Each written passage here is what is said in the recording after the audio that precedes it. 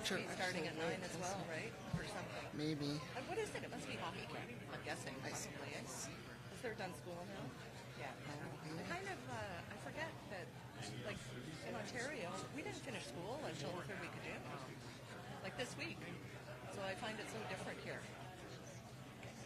Isn't it grad students who pulled at 45? Undergrad. Here they give you 10 minutes between first classes. Just 15. Great. You have your Right. Yeah, it does. timer set and all that. I saw that one when I came in. I noticed that one. Okay. Great. Great. Your timer is set and everything's good. Everything's cool. Oh, we just wait.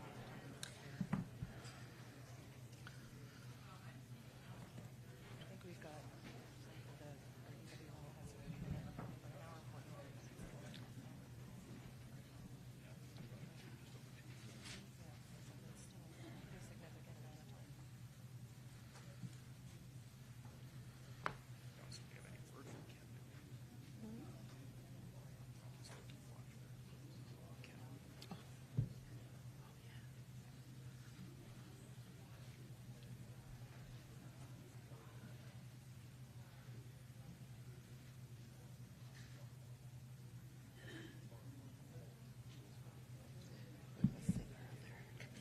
Andy, you read my email by now, huh? Okay, I sent you one last night. I have to defer to my senior colleague. Betsy, you mentioned Judy Kuipers yesterday. She was chancellor when you came here. Lovely lady, very well liked. And she's retired in California now. Yeah, very well liked. Very nice, but tough when she had to be, but in a nice way. Tough worker, they used to call her.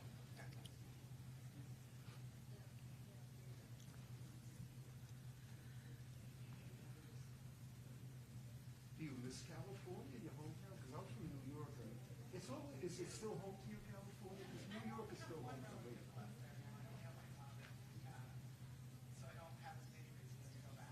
What city did you grow up in?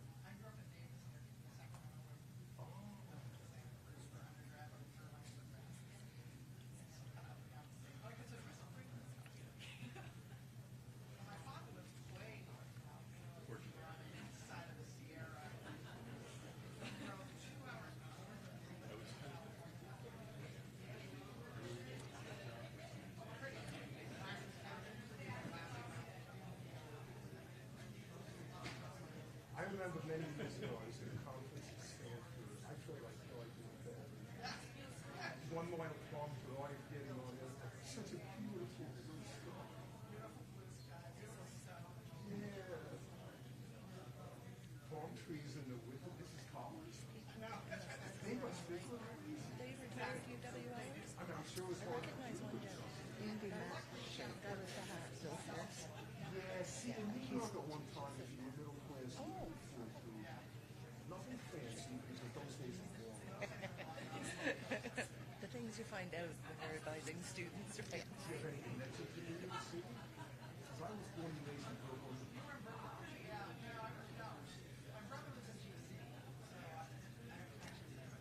And I never lost the accent. It's 40 years. I can go back today. I hope California rebounds. I remember the Beach Boy days in California. I don't know if I don't they'll have any other way to get a hold of us. but at one time, But email. it was to be LA and San Francisco, if you were young. And you were over the Golden Gate Bridge, many times on some clear days. Yeah, I hope. Yeah, I was thinking about that. I was thinking about that this morning, or yesterday. Yeah, should we have are. cell phone again. Yeah. That I should have given you. But I mean, food is pretty expensive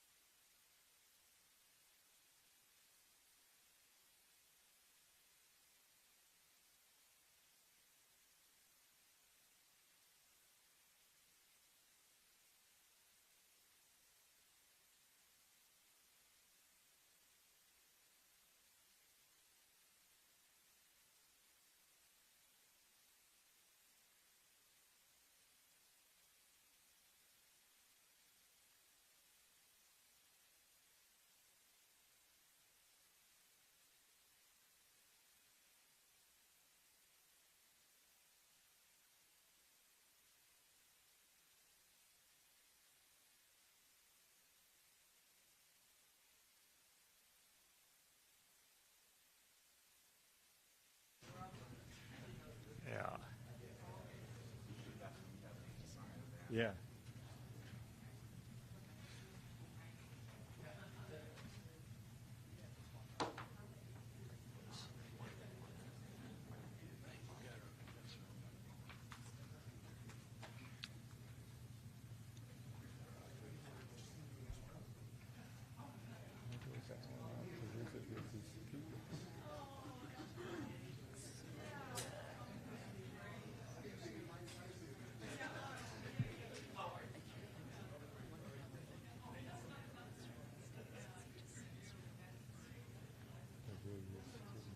Yeah, the cues.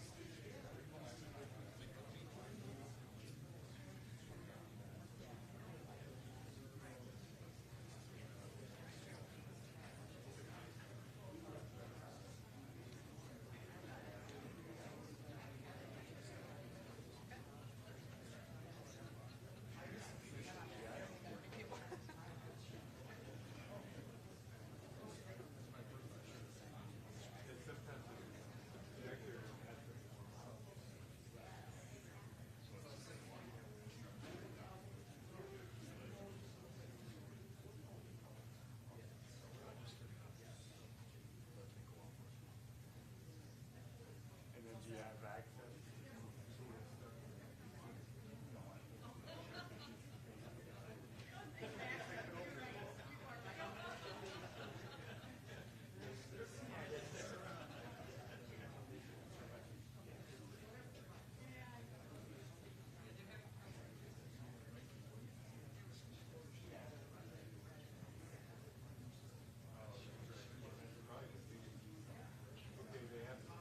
There we go. Okay, very good. Okay. Thank you. And I'll give you pages when we. We're good. I'm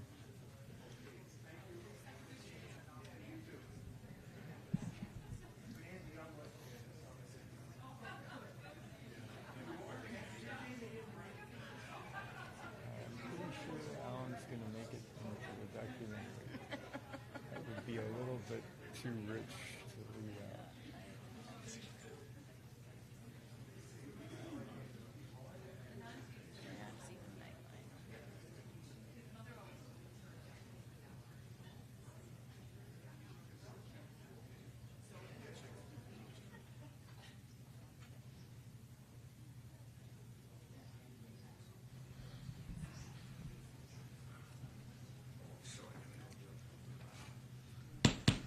All right. Welcome. We are now back on the record for a hearing on dismissal charges in the matter of Professor Joseph Gow before the Active Hearing Committee. This hearing is being audio recorded in accordance with personnel rules. Today is June 20th, 2024. The time is 9:17 a.m. We're meeting in the Omni Center in Onalaska, Wisconsin. Just a reminder that the committee expects that all in attendance will be respectful of the hearing process, and we want to make sure that we are able to do our job, so make sure that you are quiet and keep your cell phones on silent and all of those kinds of things that we discussed yesterday. Do any of the parties have any questions or concerns before we continue, or committee members? Good. Okay. So the university administration concluded its presentation yesterday, correct? Correct. The one thing that I will let you know, just for scheduling purposes, is that the university plans to present a rebuttal witness, the Chief Information Officer, David Kim, who can clarify that the printer log indicates a November print date, not a January print date, because I know that the report that the expert presented was a little confusing in how it was drafted, I suspect. And that was discussed yesterday. That was discussed yesterday, yeah. And so David is available and has looked at the printer logs and can verify the November print date. Okay, and that will go against your time, so that. Yeah, absolutely. We'll do that, okay. Do you want to do that right away, or we'll do it after? I think it would be a rebuttal witness at this Okay. point, because All we right. didn't have him on our witness list. Okay. So we'll start then with Professor Gow's presentation, and then you can also bring any witnesses that you want to bring. Yes, thank you. Good morning, all. We want to start with our first witness and only witness is the Interim Chancellor Betsy Morgan. So we'll pick up where we left off yesterday. Thank you. Good morning. Hi. So let's begin. In your testimony yesterday, you indicated the UW system hired the Hush Blackwell law firm, and you are not aware of what that firm is being paid to provide their services. Am I understanding that correctly? That's correct. Were you aware that Hush Blackwell asked me to come to one of their offices in Chicago, Minneapolis, or Madison for a 3-hour interview that would be recorded? I knew that you'd been asked to be interviewed. I don't remember the specifics.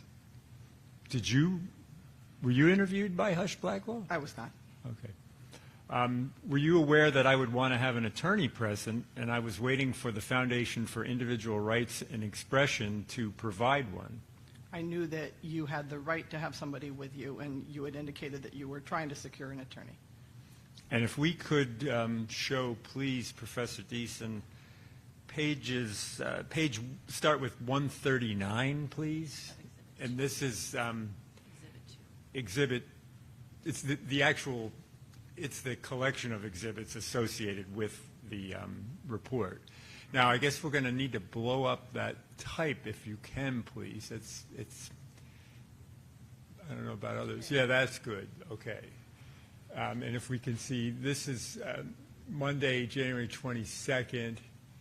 Interview request, and this is my email to the Hush Blackwell people, and as you can see, I do acknowledge there that FIRE will secure an attorney for me soon. If we can scroll down a little further, a little too far, please. Yeah. In order to help your investigation move forward, I'm attaching a report of the book publishing royalties my wife and I received during the years our books have been for sale on Amazon.com. As you'll see, there was never a year in which we received over $1,000, the threshold for reporting on my annual statements of economic interest, and therefore, I didn't need to report on it, and so on. And then I asked for a written transcript of the virtual meeting that we had on December 20th with the UW System Deputy Human Resources Director Kelly Cook, UW System Deputy General Counsel Jennifer Sloan Lattis, to make sure that what I had told them in that meeting, that I wasn't making any mistakes and so on. And so you can see this email. I don't know whether it was shared with you at the time. I'm sorry, I don't recall, but I knew that you were trying to secure an attorney, yes. Okay, and if, Professor Deason, you could please scroll up. Yeah, these things are listed in reverse order in these documents. And so this is the email from the Hush Blackwell people. We acknowledge receipt of the book, and we have been informed no written transcript of the meeting. We'd like to schedule the interview and so on. And then if we can scroll up further, thank you, Haley and Ann. Those are the lawyers for acknowledging receipt. I hope you find it useful. Because there's no transcript of the meeting, I'll be grateful if you please provide a copy of the recording of the meeting and scroll up further. We don't have it. Reach out to the Office of General Counsel. Please scroll again. Thanks. Until I secure an attorney, I will be corresponding directly about this UWS Chapter 4 process solely with UWL Chancellor Betsy Morgan, and that was on Monday the 29th. And I did send you an email to that effect. So you can appreciate I was in dialogue with the investigators, was trying to cooperate with them, but I had not yet got an attorney from fire and was waiting to do that. And then did I provide the Amazon report detailing revenue from our books to you to demonstrate I did not violate the requirement to report outside income greater than $1,000 per year? You did. Okay. So if we could please move to Exhibit 8, which is called Amazon Kindle Account Authorization. And I'm not sure what conversations you had with the Hush Blackwell people. I had no conversations with the Hush Blackwell people. Okay, so you didn't know about this release? I'm sorry, that's not accurate. In the original, I had a detailed meeting about what the process looked like. I never discussed any details with them. Okay, so you've never seen this? I only saw it when you provided it as evidence. Okay, yeah, and if we can just shrink that down a little bit, please, so we could get, yeah, that'll work, yeah. So this is a document that actually they wanted Carmen to sign that would give them access to her Amazon account because that was where we were receiving book royalties. And do you want to just please read the paragraph there? I don't think this has much to do with me. I'll read it if you'd like. Yeah, just, I mean. I blank hereby authorize you to release the following records and documents generated in connection with the above referenced Amazon Kindle Direct Publishing account, user registration data, comma, records, logs of payments, comma, subscriptions, comma, and tips, comma, tax forms, and any other financial records pertaining to my account from January 1st, 2012 through February 29th, 2024. So that's a 12-year period getting full access to somebody's account. I don't know about you, but I would be reluctant to grant that. What would you have done? I have absolutely no idea what I would have done. I'm sorry, Okay. I can't. And do you find it a little unusual that the first book was published in 2016? They're going 4 years earlier, and I mean it's a 12-year period. I have never been an investigator. I've never been involved with an investigation like this until now. I have no idea what the standards are. So could you understand why we were reluctant to sign that document? I have no comment on this. Okay. In the email I sent to you on February 8th, I provided the Amazon report to you. Did I also offer to respond to Hush Blackwell questions in writing while I was waiting to be assigned an attorney from fire? I recall an email where you indicated you'd do it in writing. I don't remember if that was the exact date, but certainly there was an interaction, yes. If we could see Exhibit 7, please.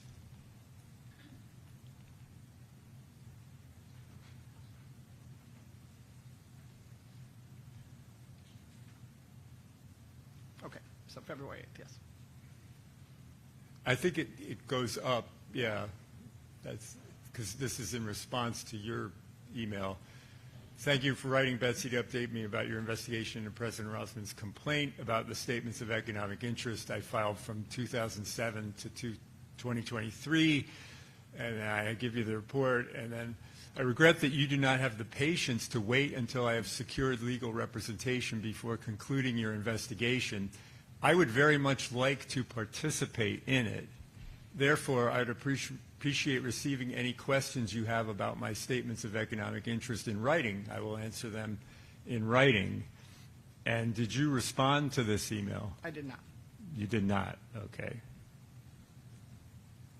And the date on the completed Hush-Blackwell investigative report is March 14th, 2024. Is that correct? Yes. If we could see Exhibit 6, please.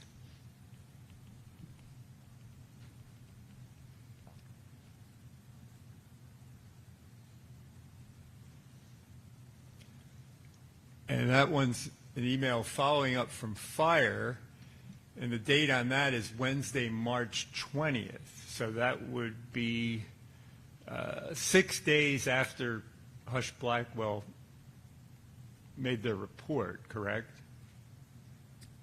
What did you tell me the date was for the Hush? Yeah, March The 14th, yeah. Yes. And as we'll see here, this is from Anne-Marie Tamburo, and she's the person who was my contact at FIRE. Hi, Joe. Thank you so much for your patience in waiting for me to get back to you. I've exhausted all the different avenues at my disposal to find you an attorney and have unfortunately come up short. I'm really sorry I wasn't able to find someone, but if in the meantime any other attorneys have approached you with an interest in representation, or if you have anyone in mind with experience in this area, I am more than willing to entertain suggestions. Additionally, my offer of a FIRE advocacy letter stands. If that's something you are still interested in, I'm there. Or if there are any updated deadlines I should be aware of, please let me know and I can take those into account. Again, I really thank you for your patience and apologize for the frustration this has caused. I hope to hear from you soon. You wouldn't have seen this email, but surely I have been saying all along I was waiting to get an attorney from FIRE. I provided the information that I could provide, and I was not failing to cooperate with this investigation. As we covered yesterday, I don't see it that way. I do see it as failure to cooperate. We have, when other faculty have been under Chapter 4 proceedings, they have either used their own funds to secure an attorney, or they bring somebody other than that. You were on full paid leave for the entire time, and you had time to secure an alternative to FIRE should that not have worked out. And there was a fair amount, like you talked about, this has been a long arc, and so to move this along, we were hoping still to get, for instance, to this hearing before the end of the semester in the same ways that you were, when the faculty was still on contract, but that wasn't going to happen with that kind of timeline. Have you ever hired an attorney? I had a divorce attorney, yes. Yeah, and they get several $100 an hour. So there's a big difference between me having to pay for an attorney and having a great advocacy organization say we'll provide one at no cost. I completely understand that. Would be understandable that I would be waiting to get the pro bono. I understand it, and I'm telling you, faculty in other positions have had to use their own funds to secure attorneys when they're under investigation, if that's what they choose to do. Given all the dialogue that we've shown here and cooperation under highly unusual circumstances, how can you say that I refused to cooperate with the investigators and you? I think as we showed yesterday, there were multiple opportunities for you to meet with them. The fact that you wished to have a pro bono attorney is really your choice. On my side, it was you have been given an opportunity to, and been told directly to meet with these investigators over a 6-week period. And do you recall if I was ever told they're concluding their investigation? I don't know. I wasn't. Okay. So this came as quite a surprise. Now let's turn our attention to another matter. And in your testimony yesterday, you said you first learned of our books and videos in a meeting with UW System President Jay Rothman on Thursday, December 21st, 2023. Now, that was 6 days before the Board of Regents fired me as chancellor, and President Rothman simultaneously filed his complaint to have me fired from my tenured faculty position as well. Am I understanding that correctly? Not exactly. When I spoke to President Rothman, what he told me is there was going to be a personnel meeting regarding you with the regents. He said it had to do with adult content. There was no detail that I recall, and that all he needed to know was if they needed an interim chancellor, would I be willing to serve? That was the extent of the conversation. So that was the I only... did not learn any details about the content until after the regents meeting. But was that just a phone call from the president? Or? Correct, phone call. Okay, so there was no other meeting with him or anybody else from UW System? No other meeting. It was a phone call to see if I was willing to serve, should there be a need. So you were, I just want to make sure I understand. You received a phone call from the president of the system, and he said, we have an issue with the chancellor. Yes, Can you serve as interim chancellor if needed. if needed? And the rest of it, None of the detail. you didn't know any of the detail? No. So when did you first learn the detail? I think when the rest of the nation found out. So that would be like The 28th, I think. when 28th, 27th of December? Yeah. Okay. I just want to make sure I have that clear. So there was no meeting to talk about, what are we going to do about this? No. Okay, let's go to Exhibit 5, please. And that's called Responsive Records Redacted. And if you can get to page 29, please. And this, I don't know whether we're going to need, yeah, it's over on the side. And this is information that was obtained through a Freedom of Information Act request. And we have some text messaging there. Right. And we see that it's Friday, December 22nd. If Professor Deason, if you could just, start there. Thank you very much. Friday, December 22nd at 4:04 p.m. So this would have been the day after your phone call. Yeah. And this is your texting. Oh, absolutely. It was, I got a call from Quinn Williams at the General Counsel office saying that they needed to secure your, all of your computers, and I connected him with Alan Hill. So when you earlier said you didn't have any other meetings with anybody from System, that you forgot this, or? Oh, well, I'm sorry, I didn't consider this a meeting. What about the content of your dismissal? They needed me to help arrange for it to get the materials. I didn't consider it a meeting. I'm sorry. So that Quinn Williams, the general counsel of the UW System. Correct. How did he communicate with you? He called me. He called you.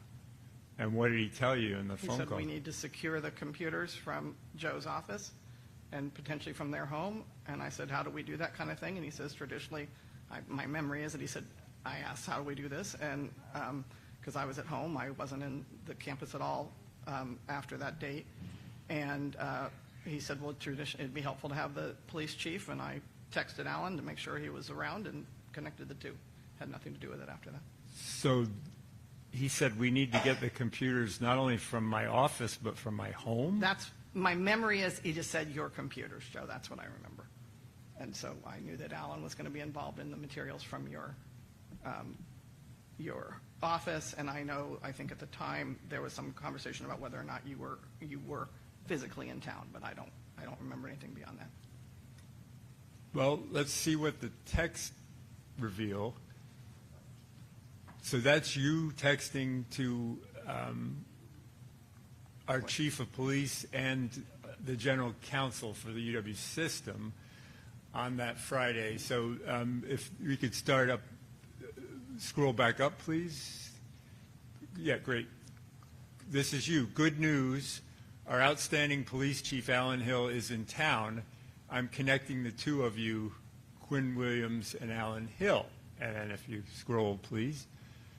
And Quinn, please send, I guess maybe that's a typo, please send appropriate Office of General Counsel instruction to remove the laptop to his email or whatever is the normal route. So I think I know what that means, but.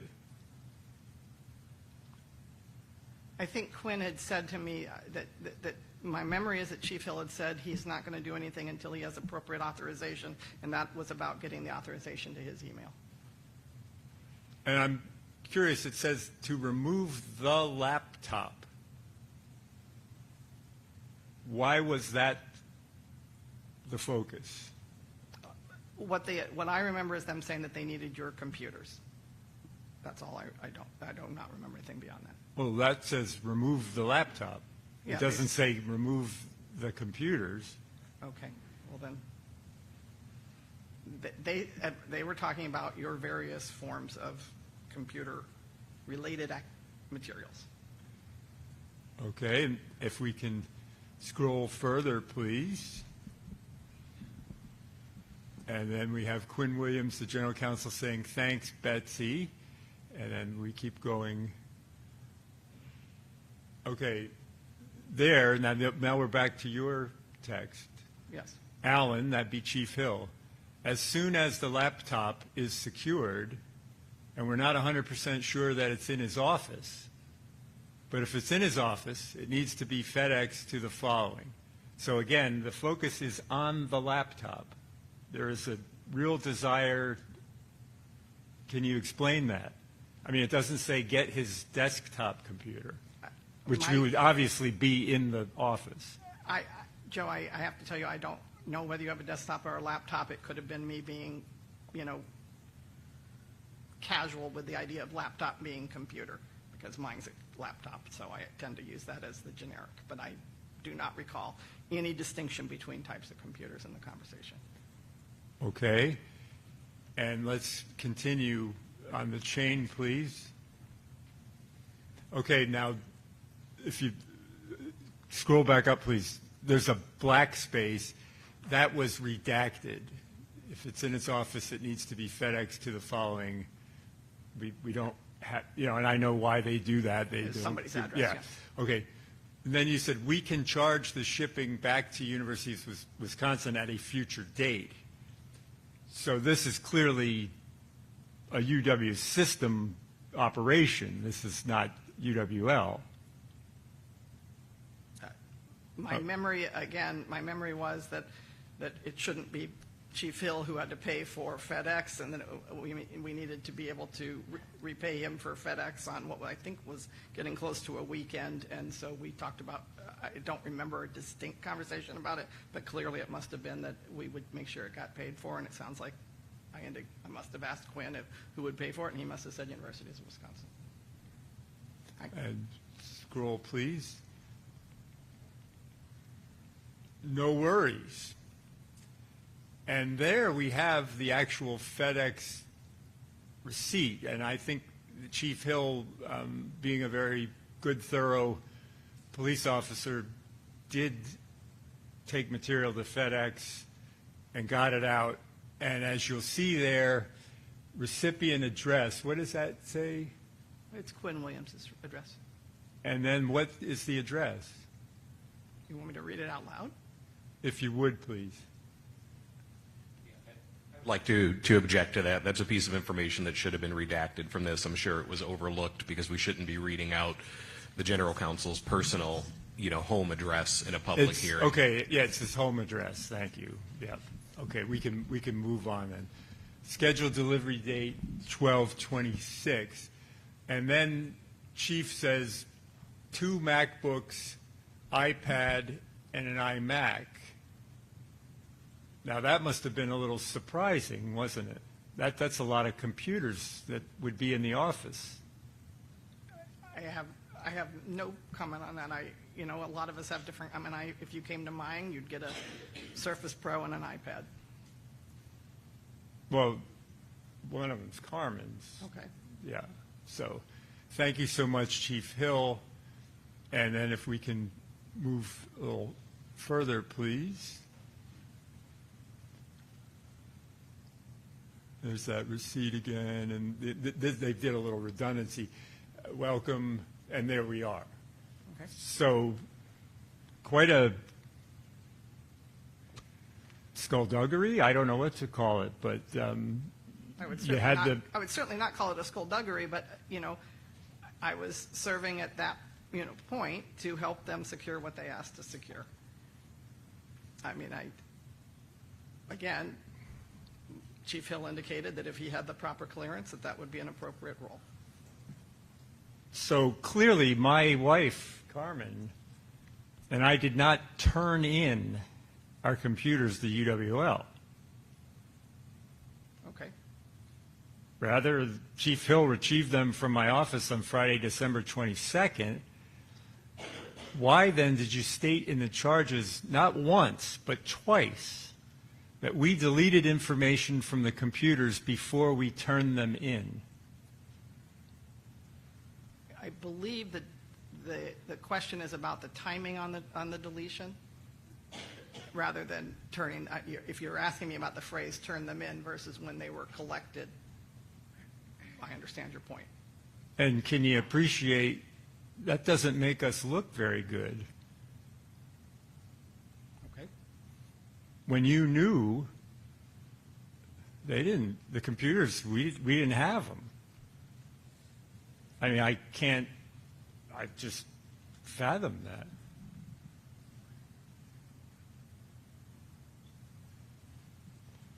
And do you know, is there any evidence that we deleted information? All I have is the same investigative report that everybody has, Which, everybody in this room. by their own admission, is flawed. I think that we'll hear about that later on when we're able to do the counter. So you and UW's General Counsel, Quinn Williams, ordered Chief Hill to obtain the computers, and this is about 4 p.m. on Friday, December 2nd, 5 days before the Regents fired me, and 5 days before President Rothman filed his complaint. And we know from the receipt, Chief Hill got those computers to FedEx about 5 o'clock that afternoon. Why was it so urgent to have the computers removed and sent on that day? I can't answer that, Joe. That was a directive from Quinn. And do you know why the computers were sent to his home address? That I do remember. There was a conversation because it was a holiday weekend that there was a concern that normally my understanding is it would go straight to the investigators, but I don't think they had secured investigators, and there would be no one to receive them at the system office, and that's why he made that decision.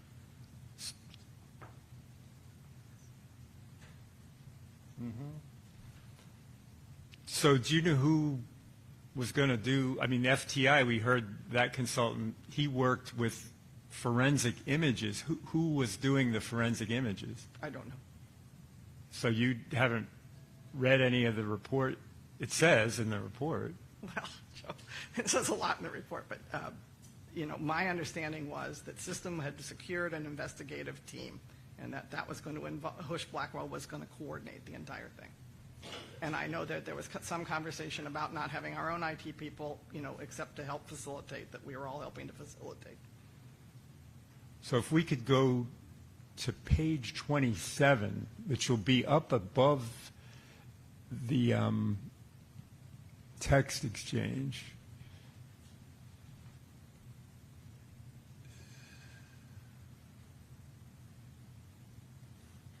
And if you go down just to the bottom of that page, let's see when we start.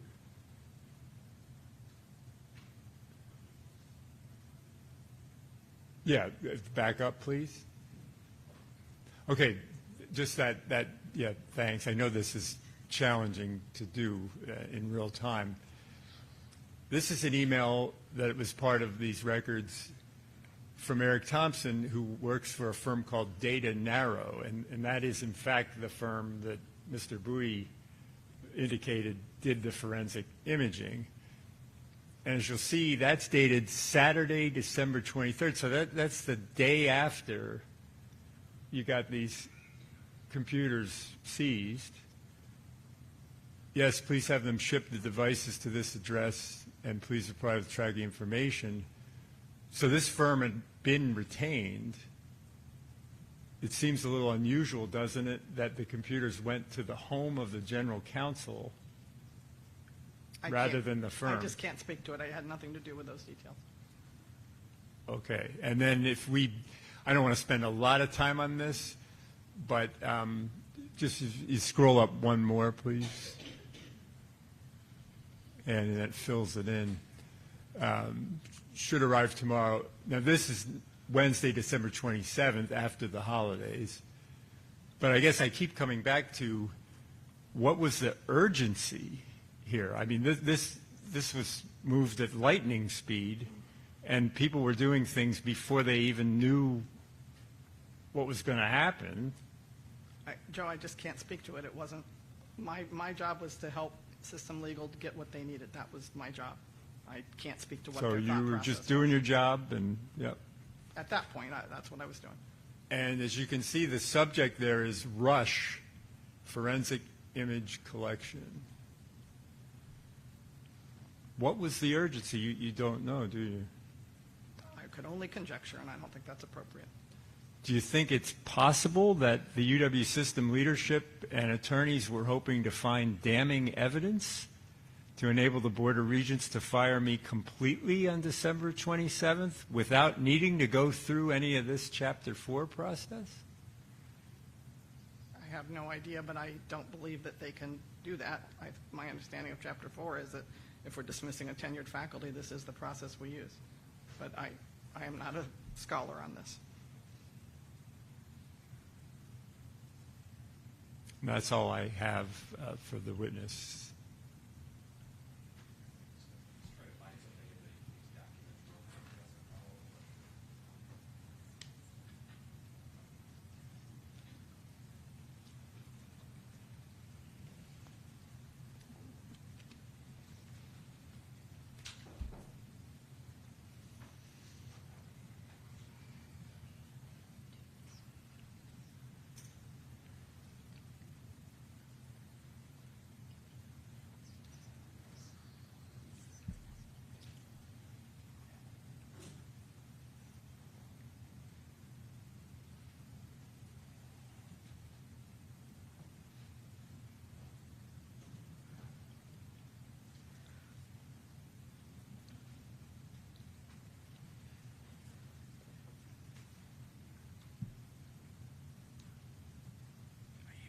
Are you guys cold?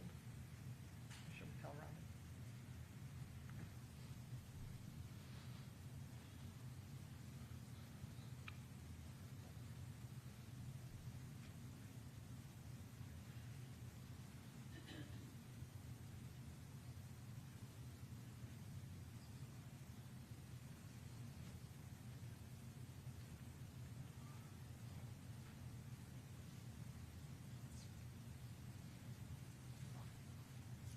That's okay. I don't want to hold things up.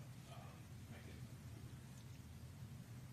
point this out later because it's going to be in the documents, and so Okay. we don't need to clarify it right now. Okay. All right. So no questions. Okay. All right, so you are Oh, I was dismissed. looking to see if they had questions. Do you I'm else happy to have be any dismissed. questions for any from the committee? Okay, thank you. Do you have other things to present?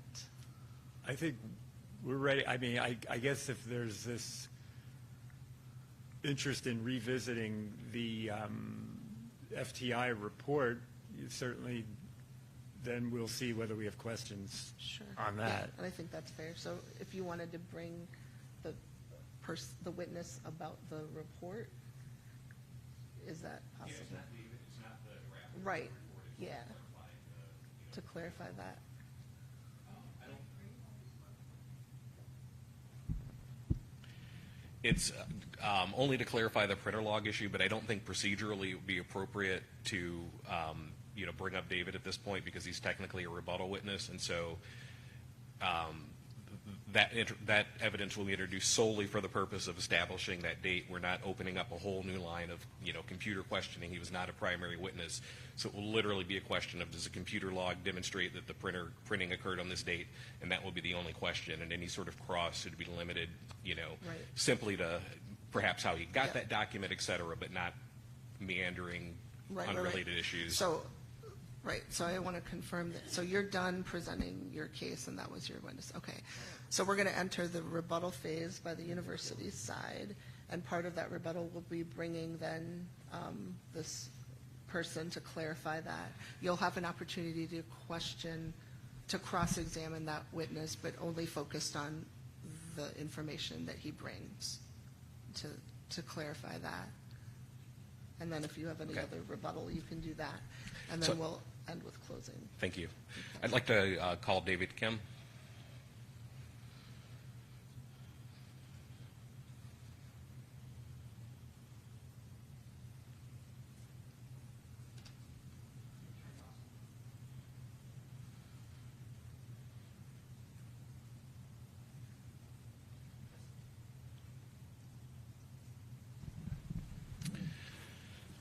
Thank you for agreeing to help us, clarify some information here. Can you, for the record, can you please state your name and your job title?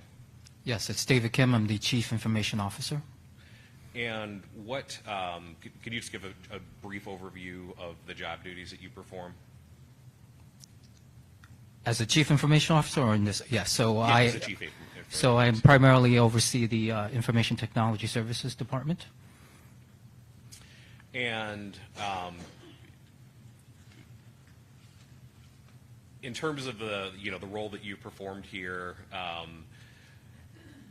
there is a reference related to Dr. Gow's iMac computer, which was his desktop, and there is an indication.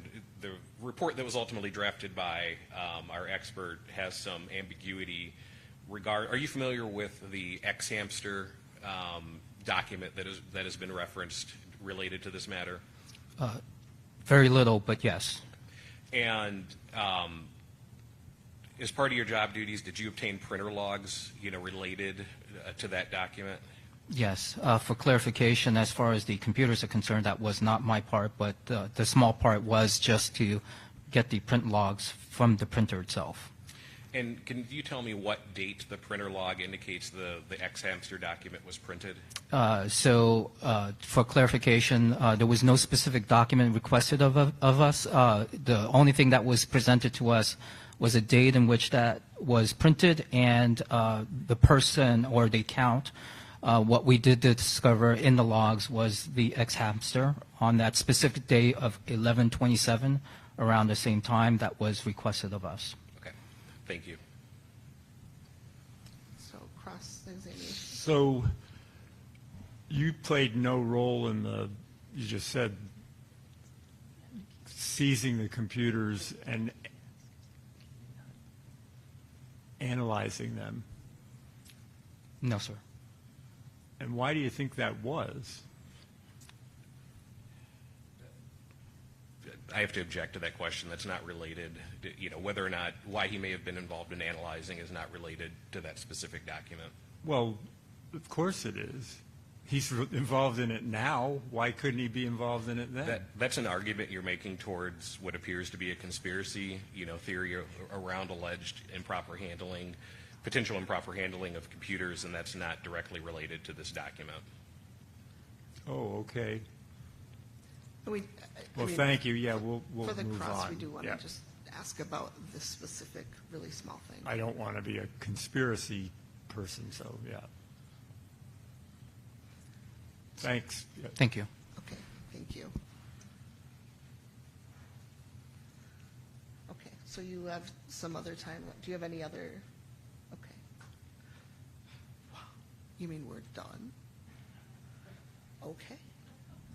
So each side now will have 10 minutes for closing. So, we're not done. Can we take a 5-minute break we or can, 5 to 10 minute absolutely. break before Let's jumping there? do that. I don't even need that, but yeah, we can do a 10-minute recess for people to prepare those. So let's do 10:10. We'll reconvene. Thank you.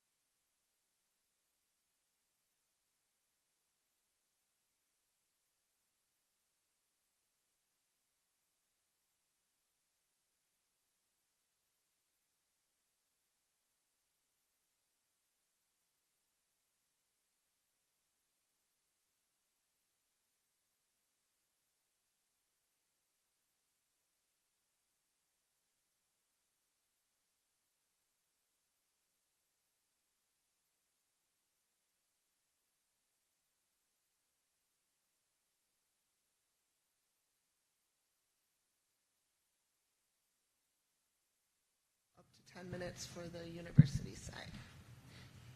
Thank you. Good morning, Chair Galbraith and members of the Active Hearing Committee. I would like to start by thanking all of you for being here and engaging in this process, particularly during the summer when you're off contract. I know that providing service of this nature is not an easy undertaking, and the work that you are contributing is greatly appreciated. Under Safransky versus Personnel Board, just cause exists when a tenured governmental employee's conduct can reasonably said to have a tendency to impair the employee's performance of duties of the employee's position or the efficiency of the group with which the employee works, or is so substantial, oft-repeated, flagrant, or serious that the employee's retention in service will undermine the public confidence in the employer's service. The university has provided evidence that establishes just cause to terminate Dr. Gow's employment. Dr. Gow has violated university policy and has undermined the trust the university once had in him. More troubling is that he just doesn't seem to get it. I will not exhaustively restate all of the evidence that has been presented here today, or in the last 2 days really, but I will cover some highlights. There's no question that Dr. Gow engaged in insubordination. He received multiple clear directives from Dr. Morgan to cooperate with investigators and with the investigative process, and failed to do so. His refusals have harmed this process.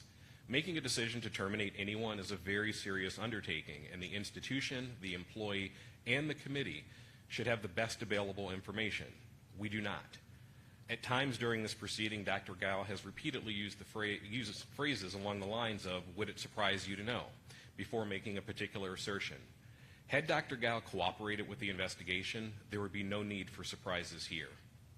It is reasonable for the committee to infer that Dr. Gow refused to participate in the investigation because doing so would not benefit him.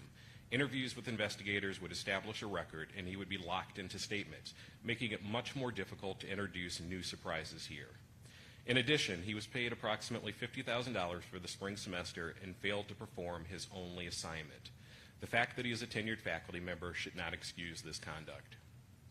Credible evidence supports the conclusion that Dr. Gow violated the university's acceptable computer use policy. Login credentials for pornographic websites were recovered from the laptop computers, and the X-Hamster form was found on the desktop. November of 2023 is in alignment with a period in which Dr. Gow was making his adult content more publicly accessible, so that is also alignment with the facts here. Dr. Gow did not maintain a complete separation between his hobby and his workplace. It is unfortunate that Dr. Gow has advanced a conspiracy theory to try to distract from the report's findings, particularly given his prior role as chancellor. That is a very serious allegation, and no evidence has been introduced by him to support it. Moreover, had Dr. Gow participated in the investigation, the university would have been able to directly address the forensic findings and incorporate his responses into the report. Dr. Gow is engaged in a range of unethical and potentially illegal conduct. He had a business relationship with Ms. Hartley when he brought her to campus in 2018 and failed to disclose this information. He now asserts that monogamy with benefits and married with benefits are not really autobiographical, and that statements such as "all events are described are true" are part of a nonfiction novel literary style, and that the words do not mean exactly what they explicitly say. However, he provided zero clarification regarding what liberties may have been taken, what is truthful in there, what is not truthful. Notwithstanding the modern critiques of the ethics surrounding so-called nonfiction novels, I have a few comments on this. It would be reasonable for the committee to find that the statements in Dr. Gow's books are more credible than his statements here.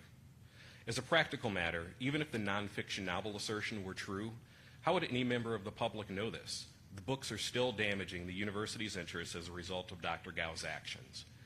Finally, I respectfully direct the committee to exhibit UWL 107E, which is a video copy of the interview that Dr. Gow participated in for the Sex Party webcast show.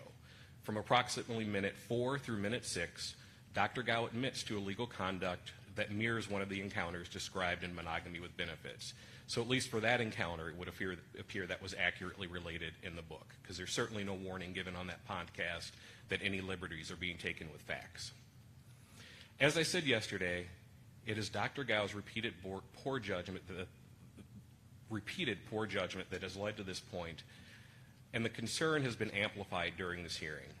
Dr. Morgan has filed charges against Dr. Gow because of inappropriate conduct that is damaging to the integrity of the university, insubordinate conduct, and the erosion of trust, conduct that overlaps during the time he was chancellor.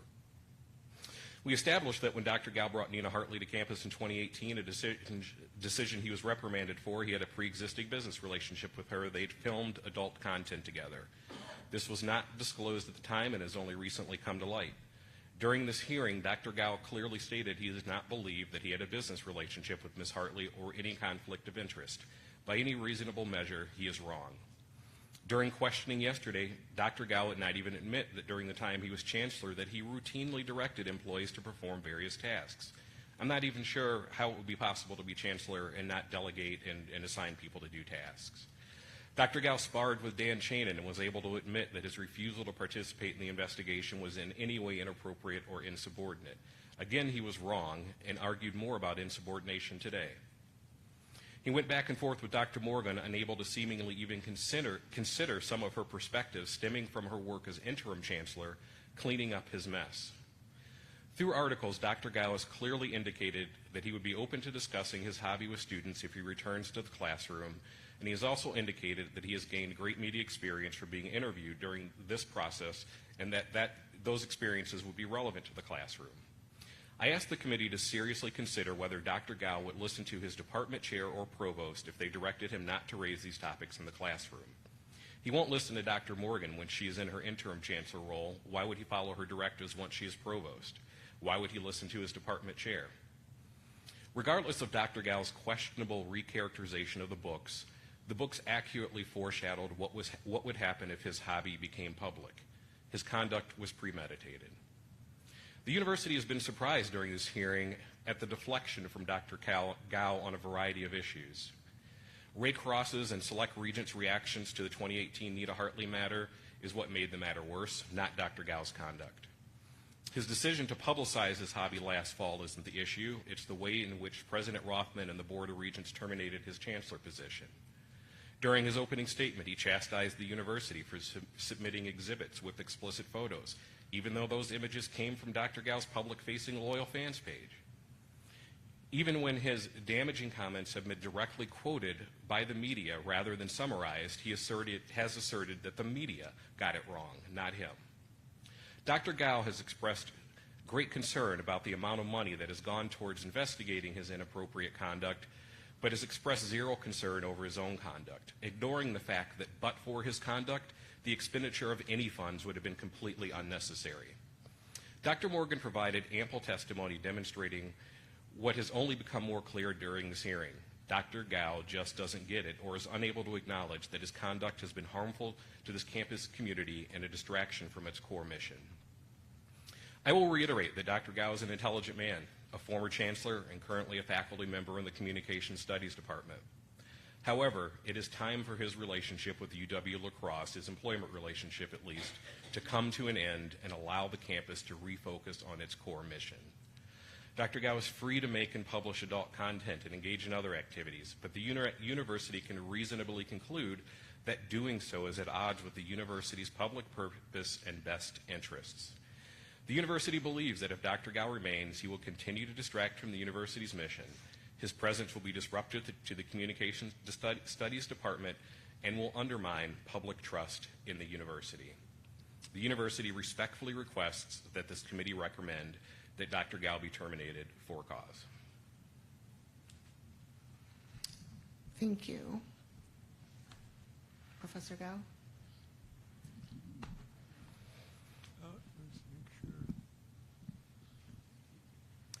In my opening statement, I acknowledge that, yes, my wife Carmen Wilson and I created a series of sexually explicit videos and books. We did so on our own time, using our own money. And as I've shown, we did not intend to profit from sharing those videos and books with other people. Most importantly, we certainly did not want to force anyone to read or view our books or videos. So I want to thank the prosecution in this case for not forcing anyone here to view any images they might find objectionable or offensive. I also want to remind everyone here that the Wisconsin state statute that guides this hearing, UWS Chapter 4, says a tenured faculty member has all the constitutional rights and privileges enjoyed by any other U.S. citizen and can only be dismissed for just cause. The statute further states that the burden of proof for establishing just cause is on the administration. As I've said, I hope you'll all agree that we're fortunate to live in a state and a country that affords us these protections. Now that the prosecution has presented its case, I think it's clear that they have not proved just cause. They have led us in several unrelated directions, but ultimately they have taken us nowhere. They have alleged Carmen and I caused reputational harm to UWL, but they have not proved it. In particular, Interim Chancellor Morgan has shared that wherever she goes, people approach her to share their concerns, that alumni have expressed their dismay, and some potential donors have indicated they will no longer support the university. We have no doubt these things have happened. However, at the same time, we have had just as many students, alumni, faculty, and staff tell us they find what the university is doing to us to be an egregious overreaction. My point is that the responses are not unanimous, but what is indisputable is that UW-La Crosse has not experienced substantive negative effects. As we've heard, enrollment is stable, the budget remains balanced, and donations continue to flow in. They have alleged, but not proved, insubordination. They have attempted to draw a parallel between my situation and a 2020 case involving a UW Stout faculty member fired for not wearing a mask. The UW Stout case occurred during the height of the COVID epidemic, and as we all remember, at that time, mask wearing was seen as a measure that was required to literally save lives. And this was a faculty member that was going into a class saying, I'm not going to wear a mask. Very different situation. And also, the UW Stout faculty member was on the tenure track. He had not yet earned tenure.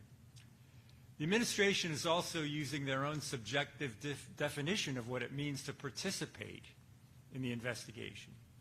As I have shown, as I waited to receive an attorney from the Foundation for Individual Rights and Expression, I provided to both the investigators and Interim Chancellor Morgan a thorough report of the Amazon book royalties my wife and I had received. I also offered to answer any of the investigators' questions in writing while I was waiting for a fire attorney. And I declined to sign an overly broad request from the investigators to be granted unlimited access to my wife's Amazon accounts for a 12-year period. So to say I refuse to cooperate with the investigators is simply not true.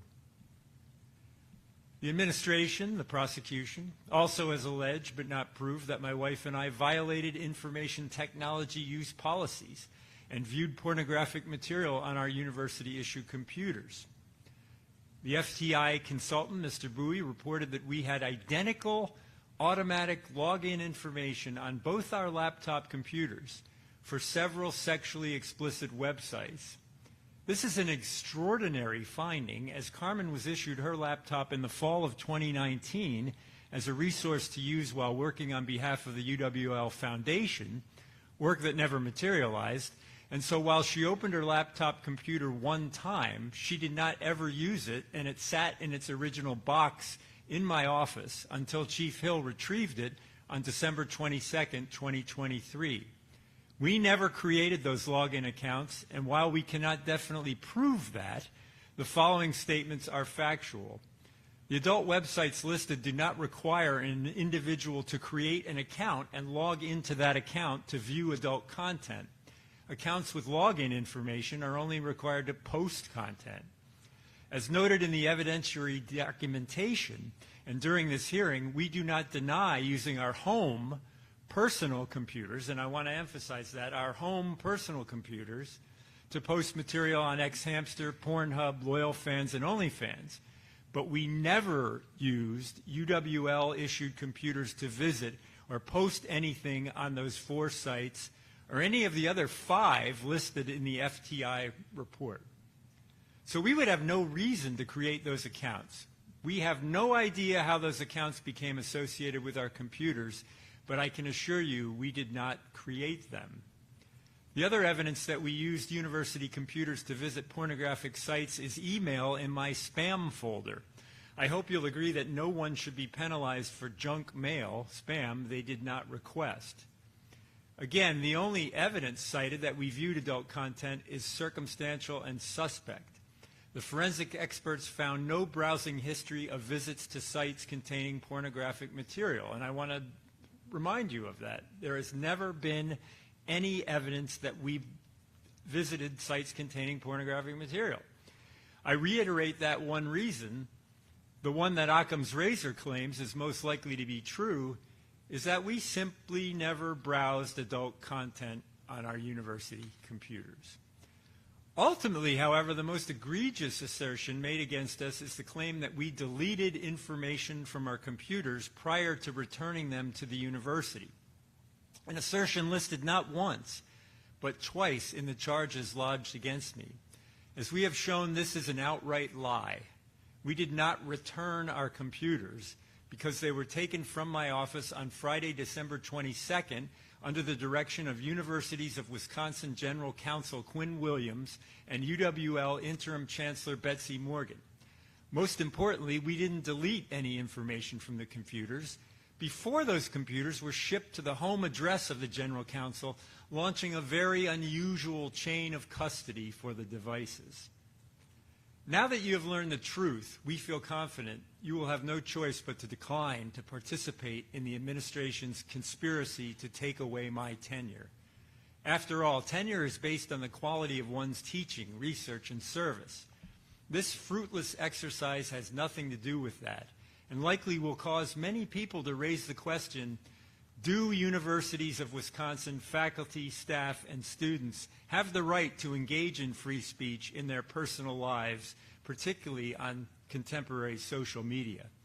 I hope that you will vote in favor of that essential freedom rather than help to suppress it. Thank you so much for giving us the opportunity to defend ourselves and present our case.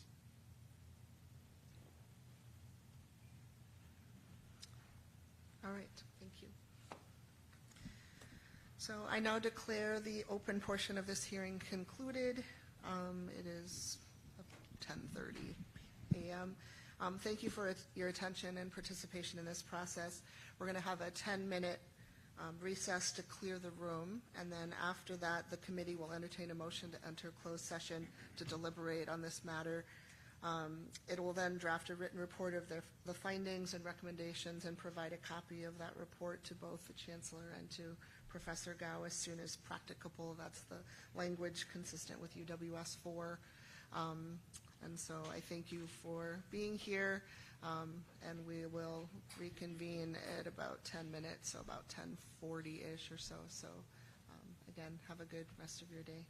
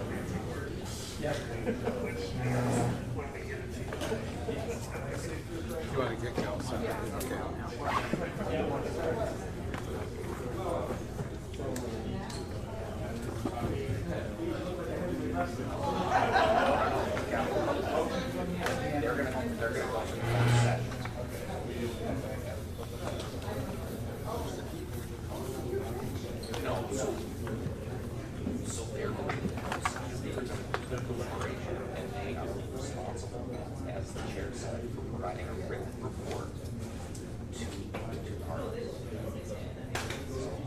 Practice.